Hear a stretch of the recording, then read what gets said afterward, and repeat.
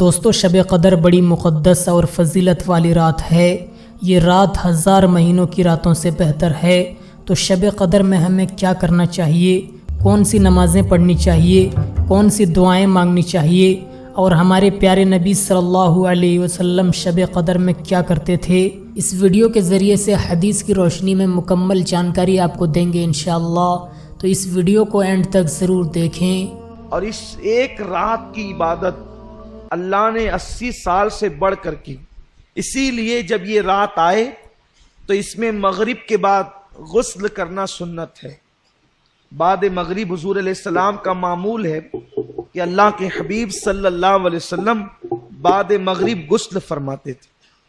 اس کے بعد آقا کریم صلی اللہ علیہ وسلم مسجد میں عبادت کرنا اس رات کو پسند کرتے تھے۔ گھر میں بھی کر سکتے ہیں، لیکن بلکہ صحابہ کرام تو شب قدر میں نئے لباس کا اہتمام کرتے تھے، نئے کپڑے وہ پہنتے تھے شب قدر میں۔ کچھ صحابہ تو ایک ہی لباس سلا کر رکھے ہوئے تھے، جیسے حضرت انس ابن خزیمہ وغیرہ، کہ یہ حضرات اسی رات میں وہ لباس پہنتے تھے اور پھر کسی وقت اس لباس کو استعمال نہیں کرتے تھے۔ آقا کریم صلی اللہ علیہ وسلم سے پوچھا گیا کہ یا رسول اللہ، اگر ہم شب قدر پائیں تو اس میں سب سے زیادہ کون سی عبادت کریں؟ اللہ کو اس رات کون سا عمل سب سے زیادہ پسند ہے؟ تو اللہ کے حبیب صلی اللہ علیہ وسلم نے فرمایا، اگر وہ رات تمہیں مل جائے تو کثرت کے ساتھ دعا کرنا، کیونکہ اس رات اللہ کو دعا بہت پسند ہے۔ حضرت اماں عائشہ صدیقہ نے پوچھ لیا، یا رسول اللہ دعا تو کریں، کون سی دعا زیادہ کریں، وہ بھی سکھا دیں۔ تو آقا نے فرمایا کہ یوں کہو، اللہم انک عفو کریم تحب العفو فاعف عنی۔ اللہ تو عفو ہے، تجھے معاف کرنا بہت پسند ہے، سو تو ہمیں معاف فرما دے۔ اس رات توبہ کرو کثرت کے ساتھ، ہو سکے تو صلاۃ التسبیح کا اہتمام کرو، ہو سکے کچھ نوافل پڑھو، اور جب رات کا آخری پہر آ جائے تو پھر دعا میں مصروف ہو جاؤ، اور ہو سکے تو سحری تک دعا کا اہتمام کرو، کیونکہ یہ رات جاگنا اپنے مقدر کو جگانا ہے۔ جو اس رات کو جگ گیا وہ 80 سال عبادت میں آگے ہو گیا۔ اور خاص طور پر بہت اہم بات عرض کرنے جا رہا ہوں، جتنی عبادتیں بھی آپ کرتے ہیں اللہ اس کو قبول کر لے تو اس پر انعام کیا ملتا ہے؟ جیسے کسی نے حج کیا تو حج کرنے والے کے سارے گناہ معاف ہو جاتے ہیں، وہ ایسے پاک ہو جاتا ہے جیسے ابھی اپنی ماں کے پیٹ سے پیدا ہو۔ اسی طرح جمعہ کی نماز پڑھ کے جانے والا ہفتے بھر کے سارے گناہ معاف ہو جاتے ہیں۔ اسی طرح رمضان شریف کے روزے رکھنے والا گزشتہ رمضان شریف اور اس رمضان شریف کے درمیان جتنے گناہ کیے تھے اللہ سب معاف کر دیتا ہے، سارے گناہ معاف ہوتے ہیں۔ لیکن شب قدر کی ایک انفرادی خصوصیت یہ ہے جو حج میں بھی نہیں ہے، بڑی ذمہ داری سے عرض کر رہا ہوں، جو حج میں بھی نہیں ہے، جو رمضان شریف کے روزوں میں بھی نہیں ہے۔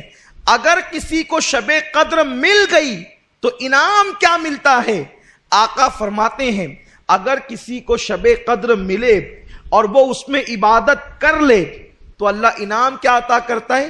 جتنے گناہ کیا ہے وہ بھی معاف کر دیتا ہے، اور جو ابھی کیا نہیں ہے کرنے والا ہے اللہ اس کو پیشگی معاف فرما دیتا ہے۔ کتنا بڑا کرم ہے۔ لیکن شب قدر ملنا چاہیے، اور وہ متعین نہیں ہے، لیکن ہم تو بس اللہ پر امید کرتے ہوئے جو ہے وہ شب قدر میں عبادت کرتے ہیں۔ ام المومنین اماں عائشہ صدیقہ فرماتی ہے، حضور اس رات تہبند اتنا کس کے باندھتے تھے۔ میں نے پوچھا حضور اتنا کس کے تہبند باندھتے ہیں؟ تو فرماتے ہیں عائشہ عبادت کے لیے کمر کس رہے ہیں۔ جب ٹائٹ کوئی چیز کمر میں باندھی جائے تو پیٹھ سیدھی ہوتی ہے، اور اس میں کھڑے رہنے کے اندر جو ہے وہ انسان کو مدد ملتی ہے۔ تو ایک تو عرفن ہے کمر کسنا، اور ایک تو حقیقتاً ہے۔ یہ کہتے ہیں نا کہ میں نے فلاں کام کے لیے کمر کس لی ہے، یعنی اب یہ کام کر کے ہی رہوں گا۔ تو اللہ کے رسول صلی اللہ علیہ وسلم اس رات عبادت کے لیے کمر کستے تھے. یوں تو ان کی ہر رات ہی عبادت میں گزرتی تھی، ہر رات عبادت میں. بلکہ اللہ فرماتا ہے، ابھی آپ نے سنا نا، یا ایھا المزمل قم اللیل الا قلیلا، اے میرے محبوب، اے جھرمٹ مارنے والے پیغمبر، آپ پوری رات عبادت نہ کیا کریں، کچھ سو بھی جایا کریں. یعنی جس کی عبادتوں کو دیکھ کر خدا فرماتا ہے کچھ آرام بھی کر لیا کریں، تھوڑا کچھ آرام بھی کر لیا کریں. عبادت کا اتنا ذوق تھا، لیکن اتنی عبادت کرنے والے رسول شب قدر میں اور زیادہ کرتے تھے. فرماتی تھی اماں عائشہ کہ حضور علیہ السلام سال بھر جتنی عبادت کرتے تھے اس سے زیادہ کثرت کے ساتھ میرے آقا شب قدر میں عبادت کرتے. تو پہلی چیز یہ ہے، روزہ رکھیے، روزے کا اہتمام کیجیے، اور روزہ رکھیے تو اس طرح رکھیے جیسے اللہ نے روزہ رکھنے کا حکم دیا ہے. یہ دوسرا باب آپ کے سامنے پیش کرنے لگا. پہلے تو روزہ رکھیے، اب جو روزہ رکھتے ہیں ان کے لیے اس طرح رکھیے جیسے اللہ نے رکھنے کا حکم دیا. دوستو، اس ویڈیو کو آپ نے پورا دیکھا اور سنا، اور اس ویڈیو کو دیکھ کر آپ کو شب قدر کی عظمت و فضیلت اور اس رات کا مقام، اس رات کا مرتبہ آپ کو سمجھ میں آ گیا ہوگا. اللہ تبارک و تعالی قرآن مقدس میں ارشاد فرماتا ہے، لیلۃ القدر خیر من الف شہر، شب قدر 1000 مہینوں کی راتوں سے بہتر ہے. تو یہ رات بڑی مقدس، عظمت اور فضیلت والی رات ہے. اس رات میں زیادہ سے زیادہ ہمیں اللہ کی بارگاہ میں عبادت کرنی چاہیے، نفل نمازیں پڑھنی چاہیے، اور جو نمازیں ہماری چھوٹ گئی ہیں ہمیں اس نماز کی قضا کرنی چاہیے. اور اس رات میں اس دعا کو کثرت سے پڑھنا چاہیے. وہ دعا کیا ہے میں آپ کو بتاتا ہوں. اللہم انک عفو تحب العفو فاعف عنی. اس دعا کو آپ کثرت سے پڑھیں اور اللہ کی بارگاہ میں اس رات اپنے گناہوں کی معافی مانگیں. دوستو، یہ مہینہ بھی بڑا مقدس مہینہ ہے. اس مہینے میں اللہ تبارک و تعالی 70 گنا زیادہ ثواب اللہ تبارک و تعالی اپنے بندوں کو عطا کرتا ہے. اس مہینے میں اللہ کی رضا کے خاطر اگر کوئی بندہ 1 روپیہ خرچ کرتا ہے تو اللہ تبارک و تعالی اسے 70 روپیہ خرچ کرنے کا ثواب عطا کرتا ہے. بڑی مقدس اور عظمتوں والا مہینہ ہے. اس مہینے میں اللہ تعالی جنت کے دروازے کھول دیتا ہے اور جہنم کے دروازے کو بند کر دیتا ہے.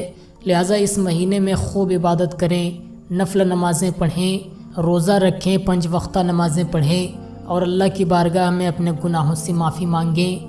تو دوستو، اس ویڈیو پر آپ اپنی کیا رائے رکھتے ہیں ہمیں کمنٹ کے ذریعے ضرور بتائیں، اور اس ویڈیو کو اپنے دوستوں احباب تک ضرور شیئر کریں. خدا حافظ.